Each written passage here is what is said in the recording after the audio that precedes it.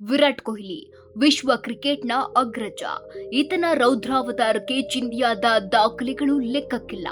ಈತನ ಬೆಂಕಿ batting ಜ್ವಾಲೆಗೆ ಮರೆಯಾದ ಬೌಲರ್ಗಳು ಒಂದಿಬ್ರಲ್ಲ. Toughest ಫಾರ್ಮೆಟ್ನಲ್ಲಿ ಕ್ರೀಸ್ನಲ್ಲಿರುವಷ್ಟು ಹೊತ್ತು ಎದುರಾಳಿಗಳನ್ನ ಸಿಂಹ ಸ್ವಪ್ನವಾಗಿ ಕಾಡುವ ಬೇಟೆಗಾರ ವಿರಾಟ್. ಇಂತಹ ಕೊಹ್ಲಿ ಇದೀಗ ಟೆಸ್ಟ್ ಕ್ರಿಕೆಟ್ಗೆ ಗುಡ್ ಬೈ ಹೇಳಿದ್ದಾರೆ.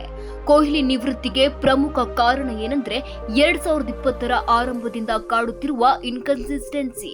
ಹಿಂದೆ ಸೆಂಚುರಿ ಮೇಲೆ ಸೆಂಚುರಿ ಸಿಡಿಸಿ ಎದುರಾಳಿಗಳ ಮೇಲೆ ವಿರಾಟ್ ರೂಪ ಪ್ರದರ್ಶಿಸಿದ್ದ ವಿರಾಟ್ ವೀರಾವೇಶ ತಣ್ಣಗಾಗಿದೆ. ಫಾರ್ಮ್ ಪಾತಾಳಕ್ಕೆ ಕುಸಿದಿದೆ. ಈ ಹಿಂದೆ 5-6 ಇನ್ನಿಂಗ್ಸ್ಗೆ ಶತಕ ಸಿಡಿಸುತ್ತಿದ್ದ ವಿರಾಟ್ ಈಗ 2 ವರ್ಷಕ್ಕೊಂದು ಶತಕ ಸಿಡಿಸುವ ಸ್ಥಿತಿ ತಲುಪಿದ್ದಾರೆ. ಆಸ್ಟ್ರೇಲಿಯಾದ ಮಾಜಿ ಕ್ರಿಕೆಟರ್ನ ಮಾತು ಅಕ್ಷರಶಃ ನಿಜ. ಕಳೆದ ಬಾಂಗ್ಲಾದೇಶ, ನ್ಯೂಜಿಲೆಂಡ್, ಆಸ್ಟ್ರೇಲಿಯಾ ವಿರುದ್ಧದ ಟೆಸ್ಟ್ ಸರಣಿಗಳಲ್ಲಿ ಮಾತ್ರವಲ್ಲ 2019ರ ಬಳಿಕ ಕೊಹ್ಲಿ ಆಟದ ವೈಖರಿಯೇ ಬದಲಾಗಿದೆ. ಕೊಹ್ಲಿ ದಿಢೀರ್ ನಿವೃತ್ತಿ ನಿರ್ಧಾರಕ್ಕೂ ಇದೇ ಕಾರಣ ಎನ್ನಲಾಗ್ತಿದೆ.